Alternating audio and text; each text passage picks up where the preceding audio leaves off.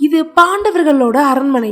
கௌரவர்கள் அனைவரையும் கூப்பிட்டு விருந்து வச்சு நல்லா சாப்பாடு போடுறாங்க. துரியோதனனும் அதுல கலந்துக்கிட்டு நல்லா சாப்பிடுறான். அவன் எப்பவுமே திரௌபதிய அசிங்கப்படுத்தணும்னு நினைப்பான். அதனால சபையில ஒரு கேள்வி கேட்டான். தர்மர் கிட்ட கேக்குறான், என்ன திரௌபதி இந்த மாசம் யார் கூட அப்படின்னு. அப்போ கிருஷ்ணர் பக்கத்துல இருக்கிறாரு. தர்மர் கிட்ட சொல்றாரு, நான் சொல்றத அப்படியே சொல்லு, பானுமதிக்கு பௌர்ணமிக்கு எப்படியோ அப்படிதான் அப்படின்னு சொல்றாரு. தர்மரும் புரியாம முழிக்க சரின்னு அதே மாதிரியே சொல்ல துரியோதனன் கப்பு சிப்புன்னு ஆயிடுறான். கொஞ்ச நேரம் கழிச்சு தர்மர் கிருஷ்ணர் கிட்ட எதனால பானுமதிக்கு பௌர்ணமிக்கு எப்படியோ அப்படிதான்னு சொன்னீங்கன்னு கேக்குறாரு. அப்போ கிருஷ்ணர் ஒரு கதைய சொல்ல ஆரம்பிச்சாரு. துரியோதனனோட மனைவி தான் பானுமதி.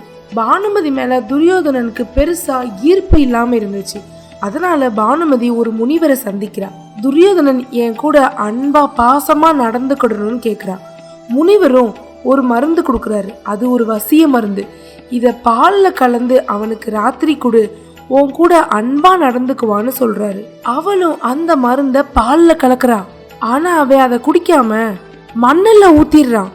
அந்த பாலை ஒரு பாம்பு குடிச்சிருச்சு. அந்த பால்ல வசிய மருந்து கலந்து இருந்ததுனால பானுமதியை தேடி அந்த பெரிய நாகம் பின்தொடர்ந்து வந்துச்சு. பானுமதி கேக்குறா, எதுக்கு என் பின்னாடியே வர்றேன்னு.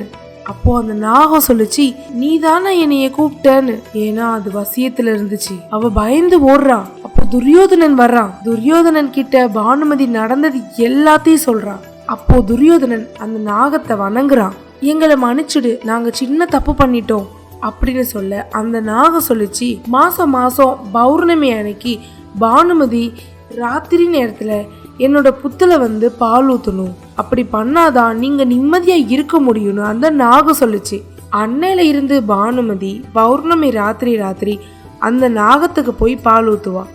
இதைத்தான் கிருஷ்ணர் தர்மர் கிட்ட சொன்னாரு.